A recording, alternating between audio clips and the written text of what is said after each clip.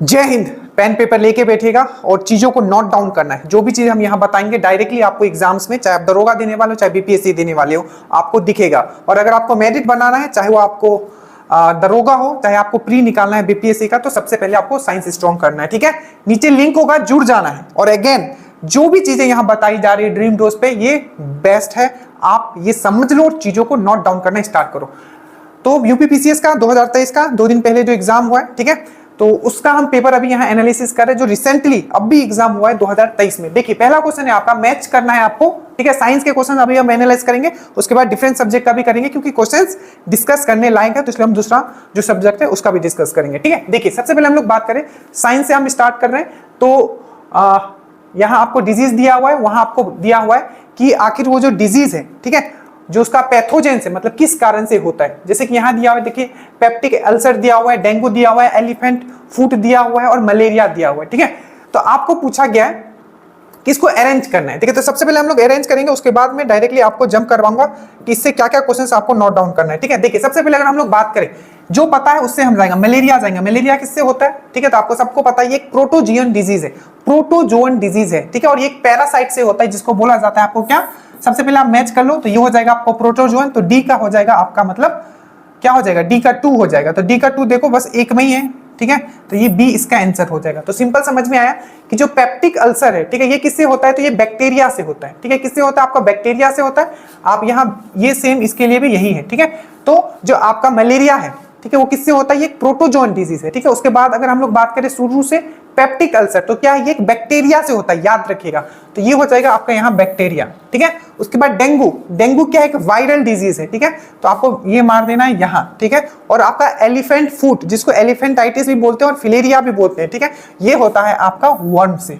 ठीक है, तो इसको आप नोट डाउन कर लीजिए। अब हम लोग डायरेक्टली जंप करते हैं, सबसे पहले हम लोग बात करते हैं किसका, तो सबसे पहले हम लोग बात करेंगे आपका डेंगू का। ठीक है, डेंगू से क्या क्या क्वेश्चंस पूछे जा रहे हैं, जो भी मैं बता रहा हूं याद रखिएगा, ये डायरेक्टली एग्जाम्स में आए हुए हैं, हम कहीं से भी कॉपी पेस्ट नहीं आपके लिए कर रहे हैं। ठीक है, ये वो पॉइंट्स है जो आपको एग्जाम में डायरेक्टली दिखेगा। सबसे पहले याद रखिएगा, डेंगू के बारे में हम लोग बात करते हैं। ठीक है, डेंगू, डेंगू से क्या क्या क्वेश्चंस बने, सबसे पहले डेंगू को याद रखिएगा, ये किस मच्छर से होता है। ठीक है, यहाँ जितना भी दिया हो उसमें 3 जो है डायरेक्टली मच्छर से फैलता है। ठीक है, तो याद रखिएगा, देखो एक चीज आप हमेशा समझना, एक होता है फैलाने वाला, ठीक है, जिसको हम लोग बोलते हैं वेक्टर।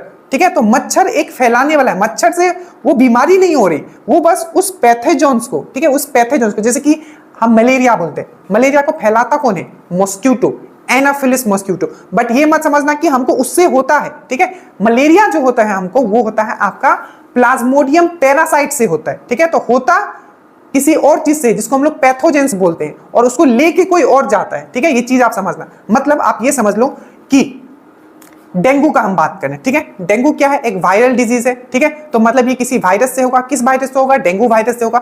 तो ये जो डेंगू वायरस है, ठीक है, ये किस पे बैठा हुआ है, ये एक मॉस्किटो पे बैठा हुआ है, मच्छर पे बैठा हुआ है, जिसका नाम क्या होगा आपको, जिसका नाम हमने यहाँ लिखा होगा एडिस मॉस्किटो। तो एडिस जो एक मच्छर है, उस पे क्या है आपका एक वायरस है, कौन सा वायरस, डेंगू वाला वायरस, और वो मच्छर के ऊपर बैठा हुआ है, और वो मच्छर क्या करता है, आपके बॉडी में आके काटता है, और ये जो वायरस है वो आपको दे देता है। मतलब जो ले जाता है उसको वेक्टर बोलते हैं, और जिससे वो बीमारी होता है उसको हम लोग पैथोजेंस बोलते हैं। ये क्लियर रहना चाहिए आपको।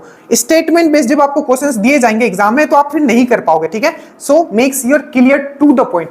तो सबसे पहले डेंगू का बात करें, तो ये क्या, किस मॉस्किटो से फैलता है, तो याद रखिएगा एडिस एजिप्टी। क्या नाम है इसका, एडिस एजिप्टी, पहला क्वेश्चन।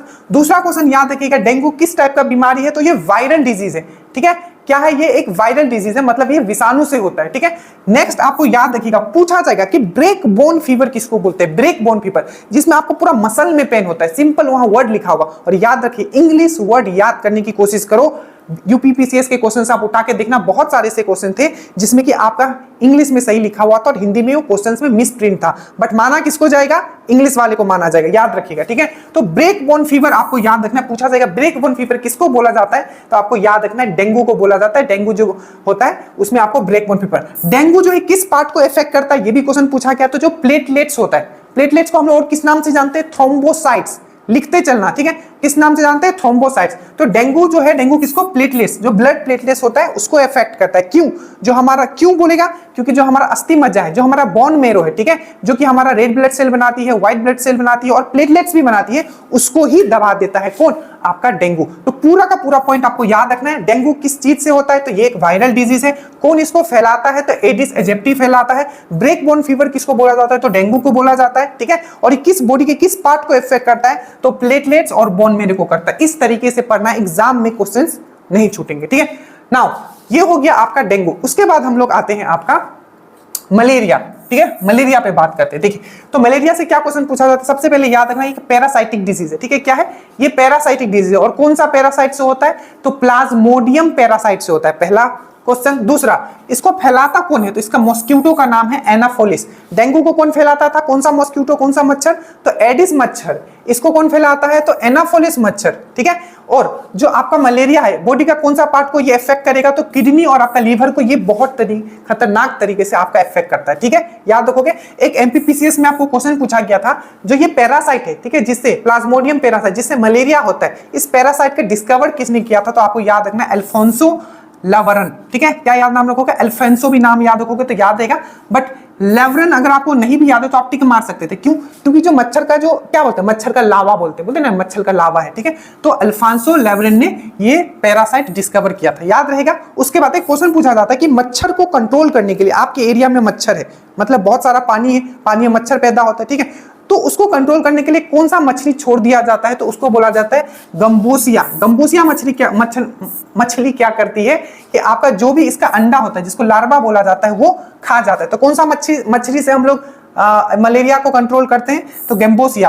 और अगर आपको मलेरिया हो जाता है तो किसका, कौन सा प्लांट का यूज करते हैं ट्रीटमेंट के लिए? तो क्विनाइन प्लांट। तो फिर से बोलो मेरे साथ, मलेरिया किस टाइप का डिजीज है? तो एक प्रोटोजोन डिजीज है। कौन सा फैमिली? प्रोटोजियन। और कौन सा पैरासाइट? तो प्लाज्मोडियम पैरासाइट। नंबर 2, कौन सा मॉस्किटो इसको फैलाता है? तो एनाफोलिस मॉस्किटो फैलाता है। नंबर 3, बॉडी का कौन सा पार्ट को इफेक्ट करेगा? किडनी को और लीवर को इफेक्ट करेगा, ठीक है।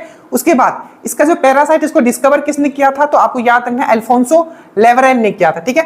कौन सा मछली यूज करते हैं आपको मलेरिया को कम करने के लिए? तो गंबूसिया, क्योंकि उसका अंडा खा जाता है। और कौन सा प्लांट यूज करते हैं एक बार अगर आपका मलेरिया हो गया तो ट्रीटमेंट के लिए? तो क्विनाइन प्लांट, ठीक है। तो हमने बात किया मलेरिया का, हमने बात किया डेंगू का, ठीक है। अब हम बात करते हैं आपका एलिफेंटाइटिस। एलिफेंटाइटिस, जिसको आप लोग हाथी पांव के नाम से भी जानते हो, या फिलेरिया भी बोला जाता है, जिसमें कि पैर जो है बहुत बड़ा फूल जाता है, ठीक है। तो सबसे पहले याद रखना, ये जो बीमारी है इसको कौन सा मच्छर फैलाता है? जैसे कि हमने डेंगू में बात किया एडिस मच्छर, मलेरिया में बात किया एनाफोलिस। तो जो एलिफेंटाइटिस हो जाए, जो फिलेरिया होता है, ठीक है, जिसको हम लोग हाथी पांव भी बोलते हैं, ठीक है, तो इसको मतलब कौन सा मच्छर फैलाता है? तो क्यूलेक्स मॉस्किटो। मैंने क्या बोला? Culex mosquito. आप अच्छे से याद रखिएगा। और ये क्या से फैलता है? तो याद रखिएगा, एक कृमि से फैलता है, जिसको हम लोग वार्म बोलते हैं, ठीक है। और उस वार्म का नाम याद रखिएगा, उच्चेरिया ब्रोंफेटी बोला जाता है। तो पूरा नाम नहीं भी याद रखोगे, उचेरिया नाम याद रखोगे, तभी भी आपको याद रखना किस वार्म से, किस कृमि से आपका ये फैलता है। तो ये याद रखना है। हाथी पांव कौन फैलाता है? क्यूलेक्स मॉस्किटो, ठीक है। और किससे होता है? तो वार्म से होता है, क्रीम से होता है, जिसका नाम है आपका उचेरिया ब्रोंफिटा, ठीक है। इतना चीज याद रहेगा। चलिए, अब इसमें कुछ और जो बचा हुआ है, ठीक है। अब देखिए, तो ये सब चीज तो आपको समझ में आ गया, ठीक है। हमने बात किया मलेरिया का, हमने बात किया डेंगू का, हमने बात किया एलिफेंटाइटिस का।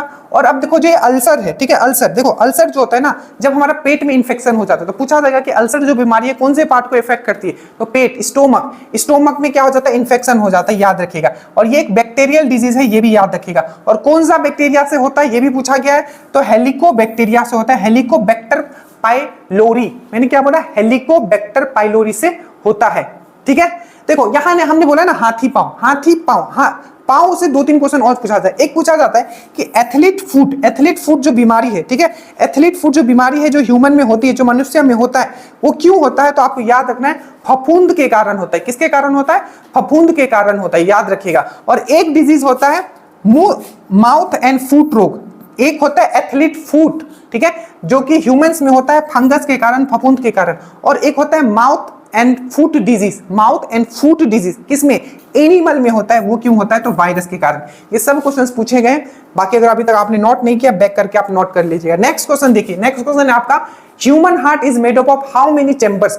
ये इजी क्वेश्चन था, ठीक है, इसको आप कर सकते थे। ह्यूमन हार्ट जो होता है बेसिकली कितने चैम्बर के होते हैं? तो ये होता है आपका ह्यूमन हार्ट जो होता है कितना होता है 4 चेंबर का होता है। ठीक है, अब जल्दी जल्दी देखिए ह्यूमन हार्ट से क्या क्या क्वेश्चन याद रखना है। देखो हार्ट का अगर हम लोग बात करें, ठीक है, तो पूछा जाता है सबसे, देखो आर्टरीज मतलब धमनी, भेन मतलब सीरा। ठीक है, तो पूछा जाएगा कि सबसे बड़ा, ठीक है, जो धमनी है, सबसे बड़ा जो आर्टरीज है उसको क्या बोलते हैं, तो एरोटा। एरोटा याद रखिएगा, एरोटा।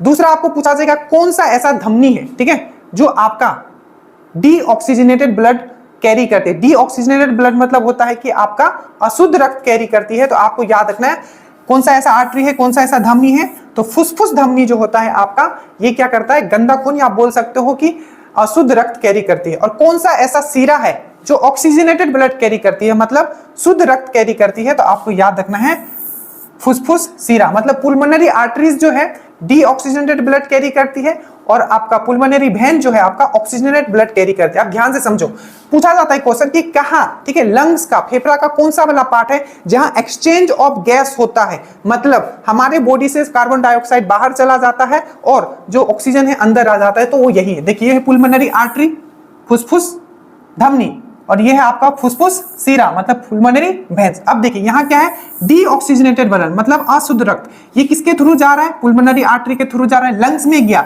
लंग्स में कहां पहुंचा, एल्वियोली। ये याद रखना, ये वही जगह है जहां एक्सचेंज ऑफ गैस होता है। तो ये कार्बन डाइऑक्साइड यहां छोड़ेगा और यहां से फिर से ऑक्सीजन वाला ब्लड मतलब इसके यहां जाएगा, ठीक है, ब्लड, ठीक है। अब ब्लड में क्या होगा, जो CO2 था वो बाहर चला जाएगा और ऑक्सीजन जो है अंदर आ जाएगा। तो लेके कौन गया, पुलमोनरी आर्टरी, और लेके फिर से शुद्ध रक्त लेके कौन आएगा, तो पुलमोनरी वेन। और ये सब कहां हो रहा है, तो एल्वियोली में। याद रखना, इसको बोला जाता है exchange, site of exchange of gases, मतलब जहां एक्सचेंज होता है। ठीक है, याद रहेगा।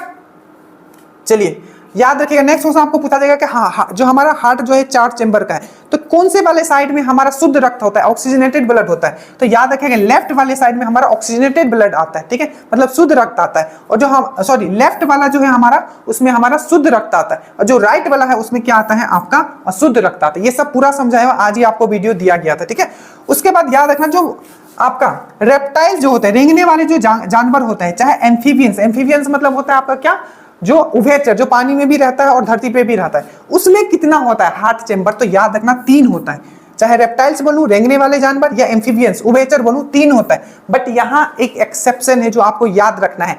एलिगेटर का बात करें, जो भी आपका क्रोकोडाइल मतलब मगरमच्छ फैमिली के जो भी प्रजाति है, वो है तो उभयचर, ठीक है, बट उसमें कितना होगा, 4 चेंबर हार्ट होगा, ये याद रखना। तो मैंने क्या बोला, रेप्टाइल्स हो चाहे एम्फीबियन हो, हार्ट चेंबर कितना होता है, 3 होता है। बट उसमें एक्सेप्शन कौन है, जो आपका क्रोकोडाइल वाला जो फैमिली है, उसमें क्या होता है, आपका हार्ट चेंबर जो है आपका 4 होता है। बाकी इसमें याद रखिएगा, जितने भी मैमल है, ठीक है, मैमल जो बच्चा पैदा कर सकते हैं, उसका हार्ट चेंबर कितना होगा, 4 होगा। तो अगर मैं ह्यूमन का बोलूं 4, कंगारू बोलूं 4, उसके बाद आपका हाथी बोलूं 4, तो जितने भी मैमल होंगे, ठीक है, तो आपको क्या होगा, उसका 4 होगा। उसी प्रकार से आपको पूछ लिया जाएगा कि बर्ड का कितना होता है, तो आप क्या बोलोगे, बर्ड का कितना होता है, तो बर्ड का आप बोलोगे 4 होता है। बर्ड का कितना होता है, 4 होता है। आपको ये चीज याद रखना है, ठीक है, बर्ड का कितना होता है, 4 होता है।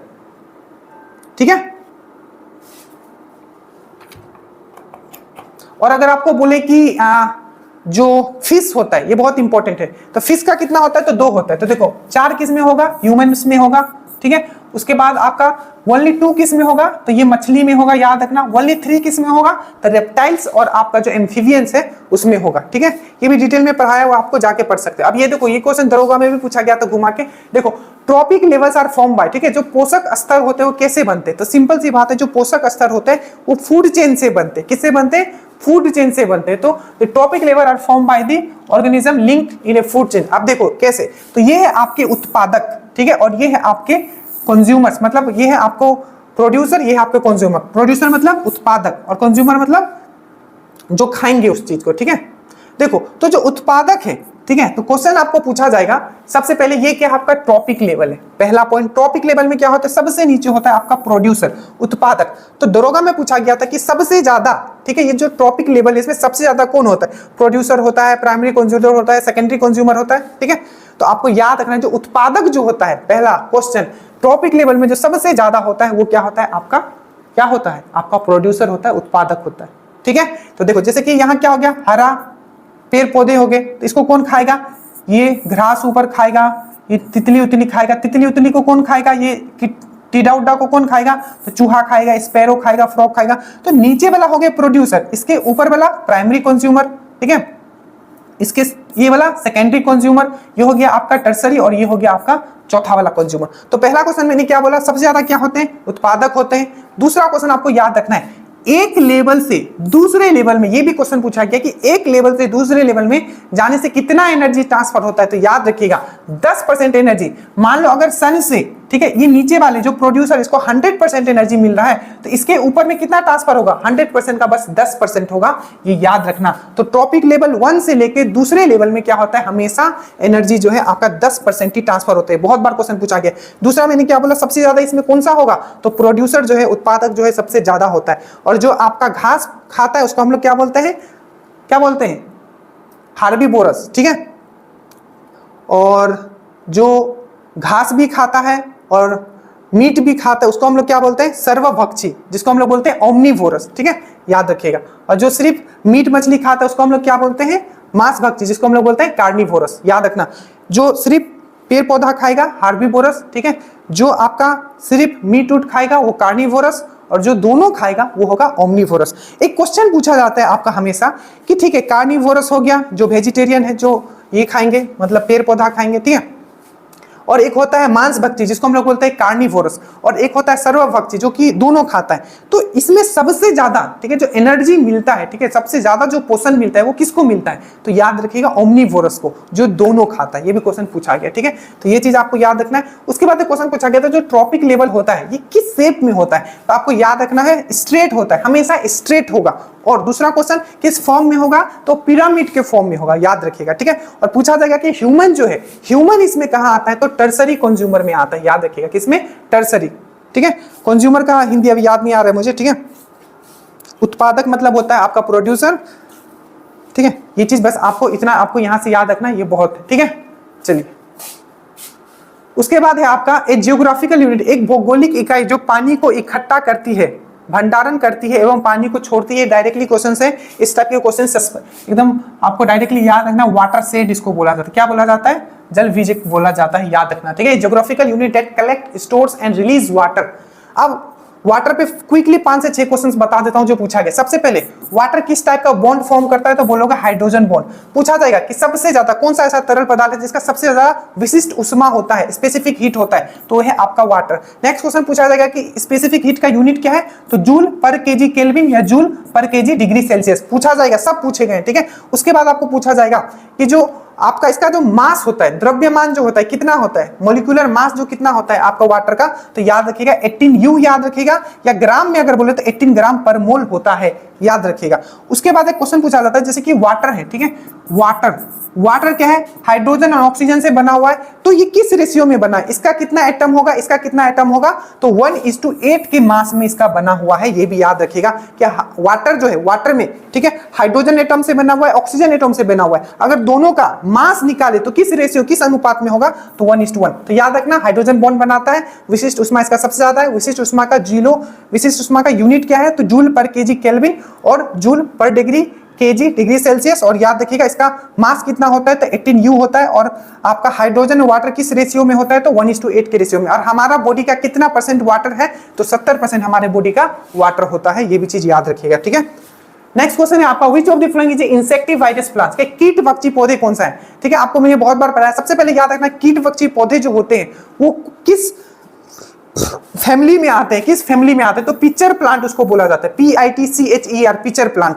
2-3 याद रख लो। सबसे पहले याद रखना नेप्थनीस, ठीक है। तो इसका आंसर हो जाएगा आपका नेप्थनीस। पता नहीं कौन है इसमें गलती कर दिया है, ठीक है, नेप्थनीस होगा इसका आंसर, ठीक है, ठीक है। तो नेप्थनीस होगा। 2 नाम और याद रखोगे, एक याद रखोगे कैलिफोर्निया और एक नाम याद रखोगे ड्रोसेरा, ठीक है। 3 नाम आपको याद रखना है आपको इंसेक्टिवाइडस कीटभक्षी पौधे में, नेप्थनीस, कैलिफोर्निया एंड ड्रोसेरा। पहला पॉइंट ये याद रखना। दूसरा किस फैमिली से है? पिचर प्लांट से। अब याद रखना आखिर ऐसा क्यों होता है कि ये कीटभक्षी पौधे ऐसा क्यों करते हैं, कीट क्यों खाते हैं? क्यों? क्योंकि जिस जगह इनको लगाया जाता है, ठीक है, उस जो सॉइल है, वो जो मिट्टी है, उसमें नाइट्रोजन की कमी हो जाती है। तो नाइट्रोजन की पूर्ति के लिए क्या करते हैं? ये आपका खाते हैं, याद रखिएगा। और इंडिया में ये कहाँ मिलता है नेप्थनीस? आपको पूछा गया है ये भी, तो आपको याद रखना है मेघालय में मिलता है, ठीक है।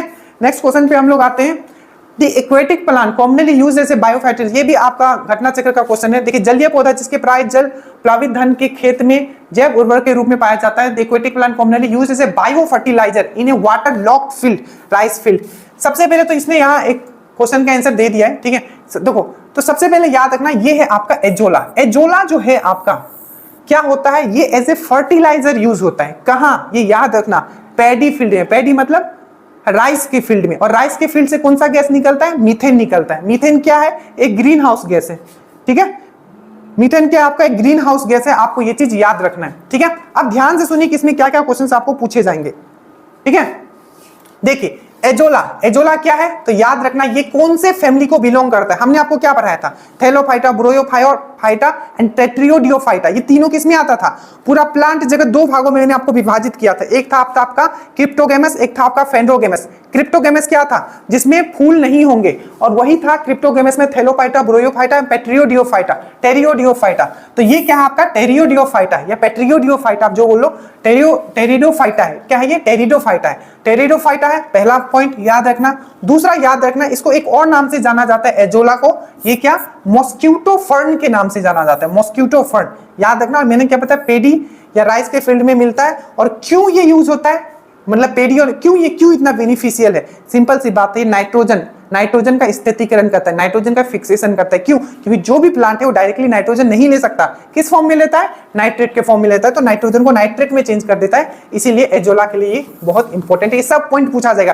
कौन से फैमिली से बिलोंग करता है, टेरिडोफाइटा, ठीक है। और किस नाम से जाना जाता है, मॉस्क्यूटो फर्न, ठीक है, याद रखना। क्रिप्टोगेमस है, ये भी याद रखना, राइस के फील्ड में मिलता है। हुल्फिया क्या है, दुनिया का सबसे छोटा फूल को क्या बोलते हैं, हुल्फिया, और सबसे बड़े वाले फूल को क्या बोलते हैं, रफेलसिया, ठीक है। लेमना याद रखना, ये भी क्वेश्चन पूछा गया, लेमना क्या है तो याद रखना ये क्या होता है, एक ऐसे प्लांट है जो पानी पे तैरते रहते हैं, तो ये क्या है, फ्लोटिंग प्लांट है, आपको याद रखना लेमना। उसके बाद which of the following is a constitute of natural silk, जो नेचुरल सिल्क होते हैं, ठीक है, प्राकृतिक रेशम जो होते हैं, ठीक है। तो याद रखना जो प्राकृतिक जो रेशम होता है, सबसे पहले आपको याद रखना जो प्राकृतिक रेशम होते हैं, ठीक है, वो क्या से बने होते हैं, तो वो बने होते हैं प्रोटीन से। पहला सॉलिड पॉइंट, नेचुरल सिल्क जो होगा, प्राकृतिक रेशम जो क्या होगा, वो आपका प्रोटीन से बना होगा। और प्रोटीन के लिए, सिंथेसिस के लिए सबसे ज्यादा जो इंपॉर्टेंट तत्व है वो क्या है, आपका नाइट्रोजन। अब याद रखना है, दो पॉइंट तो आपको यहां समझ में आया। याद रखना कि प्रोटीन में क्या क्या होता है, तो carbon, hydrogen, oxygen and nitrogen, ये आपको याद रखना है। तो सबसे पहले नेचुरल सिल्क क्या है, तो प्रोटीन है, इसमें क्या क्या होता है, carbon, hydrogen, oxygen and nitrogen. तो यहां से भी आप मार सकते थे, इसका नाइट्रोजन होगा, ठीक है। नाइट्रोजन का डिस्कवर किसने किया था, अगर मैं पूछूं तो रदरफोर्ड ने। नाइट्रोजन जो गैस है इसको किसने डिस्कवर किया था, तो आपको याद रखना है रदरफोर्ड ने। एक क्वेश्चन और याद रखो कि पूछा जाता है कि कौन सा ऐसा गैस है, ठीक है, कौन सा ऐसा गैस है जो आग जब लग जाती है, ठीक है, तो उसको बढ़ने से रोकता है, मतलब आग का जो स्पीड है लिमिट करता है, रोकता है। ऑक्सीजन रहेगा तो वो और आग बढ़ेगा, बट नाइट्रोजन एक ऐसा गैस है जो फायर को लिमिट करता है, ये याद रखिएगा, ठीक है। बाकी बहुत सारी चीजें। इसके बाद कुछ ऑप्शन से बात कर लेते हैं। यहाँ है आपका पोटासियम, सॉरी यहाँ है आपका फोस्फोरस। याद रखिएगा जितना भी मोस्ट रिएक्टिव एलिमेंट है, जैसे पोटासियम हो गया, सोडियम हो गया, ये सब कहाँ रखा जाता है, किरासन के अंदर रखा जाता है। बट क्वेश्चन ट्विस्ट कर देता है, पूछता है कि फोस्फोरस कहाँ रखा जाता है, तो फोस्फोरस जो है आपका पानी के अंदर रखा जाता है। क्यों, क्योंकि पानी से वो रिएक्ट नहीं होता है। तो क्वेश्चन पूछा जाएगा कि फोस्फोरस को कहाँ रखता है, पानी के अंदर, क्योंकि ये पानी से रिएक्ट नहीं होता है, ये एक अधातु है। क्यों इसको हम लोग बाहर नहीं रखते, क्योंकि ये तुरंत हवा से मिलके फायर बन जाएगा, ठीक है, याद रखना। उसके बाद याद रखना पोटासियम, पोटासियम याद रखना ये पहला ग्रुप जो होता है पीरियोडिक टेबल का पहला ग्रुप में है, और रिएक्टिविटी के सीरीज से देखा जाए सबसे क्रियाशील धातु अगर कोई है तो वो है आपका पोटासियम, अच्छे से याद रखिएगा, ठीक है।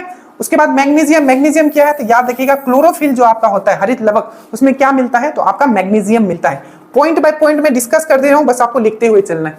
उसके बाद which type of vaccine protect against diphtheria, diphtheria आपको पता है डीपीटी, ये तीनों का टीका लगता है, ठीक है। डायफ्थेरिया, डीपीटी आपने सुना होगा, डीपीटी डायफ्थेरिया पर्ट्यूसिस टेटनस, ठीक है, ये क्या है, एक वैक्सीन है, ठीक है, याद रखिएगा। अब याद रखो यहाँ पूछ गया व्हिच टाइप ऑफ वैक्सीन, किस प्रकार की टीका, ठीक है। चलो टीका डे हम लोग कब मनाते हैं, नेशनल वैक्सीनेशन डे, तो याद रखना 16 मार्च को, ये पक्का पूछा जाएगा, ये 16 मार्च को वैक्सीनेशन डे मनाते हैं। तो किस प्रकार की टीका डायफ्थेरिया से बचाता है, तो आपको याद रखना है ये है आपका टॉक्सोइड, ठीक है, क्या है, टॉक्सोइड, टॉक्सोइड, ठीक है, इसका आंसर होगा टॉक्सोइड, याद रखना या लिख लेना। अब देखो यहाँ टॉक्सोइड है तो ये तो समझ गए, इस टाइप का टीका लगाया जाता है, ये आपका डायफ्थेरिया से बचने के, डायफ्थेरिया से आरएनए यहाँ दिया हुआ है। आरएनए याद रखना 3 तरीके का आरएनए होता है, एमआरएनए, टीआरएनए और आरआरएनए। ठीक है, आरएनए का मेन काम क्या होता है? प्रोटीन सिंथेसिस, राइबोसोम के साथ मिलके प्रोटीन सिंथेसिस का ये काम करते हैं। देखो प्रोटीन सिंथेसिस मतलब प्रोटीन फैक्ट्री किसको बोला जाता है? तो राइबोसोम को। राइबोसोम जो याद रखना सबसे छोटा कोशिकांग है, सबसे छोटा सेल ऑर्गेनेल से पूरे सेल में। ठीक है, तो एमआरएनए होता है, टीआरएनए होता है और आरआरएनए होता है। पूछा जाएगा कितने तरीके का आरएनए होते हैं? तो 3 तरीके का आरएनए होते हैं। काम होता है इनका प्रोटीन बनाना। ठीक है, और याद रखना जो आरएनए में हमेशा एक क्वेश्चन पूछा जाता है कि जो इसका जो बेस होता है, जैसे कि देखो डीएनए का अगर हम लोग बात करें तो इसमें कौन सा बेस होता है? क्षारीय होता है। तो एडेनिन होता है, थाइमिन होता है, साइटोसिन होता है और आपका ग्यूनाइन होता है। बट जो आपका आरएनए होता है ये होता है थाइमिन के जगह इसमें क्या आ जाता है? यूरेसिल आ जाता है। बाकी सब सेम ही रहेंगे, एडेनिन, साइटोसिन, ग्यूनिन और यूरेसिल। ये किसका है? आपका आरएनए में रहता है। और वहीं आपका डीएनए में एडेनिन, थाइमिन, साइटोसिन और आपका थाइरोसिन और एडेनिन, थाइमिन, साइटोसिन और ग्यूनाइन, और थाइमिन के जगह यूरेसिल आ जाता है आपका आरएनए में। ये सब आपको करवाया गया है, बस आपको मैं यहाँ फिर से ये कर दे रहा हूँ। ठीक है, अब ये देखिए ये क्या, which of the following is known as a laughing gas. ठीक है, निम्नलिखित में से किसे हंसी पैदा करने वाली गैस कहा जाता है? देखिए सबसे पहले दरोगा में क्वेश्चन पूछा गया था, याद रखिएगा जो N2O है इसका आंसर क्या होगा आपका? N2O, nitrous oxide. तो याद रखना जो N2O है फॉर्मूला के साथ याद रखना ये ग्रीन हाउस गैस है। दरोगा का क्वेश्चन है। ठीक है, क्या है? ये ग्रीन हाउस गैस है, पहला क्वेश्चन। दूसरा क्वेश्चन याद रखिएगा ये एनेस्थेसिया के लिए यूज किया जाता है। डॉक्टर लोग जो होते हैं जब ऑपरेशन में इसको यूज किया जाता है एज ए एनेस्थेसिया के लिए, पार्ट कोई किसी भी बॉडी के पार्ट को सुन्न करने के लिए। ठीक है, और याद रखिएगा एक और क्वेश्चन, इसी को हम लोग लफिंग गैस भी कहते हैं। कौन सा गैस कहते हैं? इसी को हम लोग लफिंग गैस भी कहते हैं। ठीक है, तो इतना नाइट्रो। एमोनिया, एमोनिया याद रखिएगा क्या है? ये NH3। एमोनिया से याद रखिएगा, सबसे पहले एमोनिया से याद रखिएगा एमोनिया N है और H है, दैट मींस क्या? ये हाइड्रोजन बॉन्ड बनाएगा। दूसरा एक और क्वेश्चन पूछा जाता है कौन सा ऐसा कंपाउंड है जो बहुत जल्दी घुल जाता है वाटर में? तो उसका भी आंसर होगा आपका एमोनिया।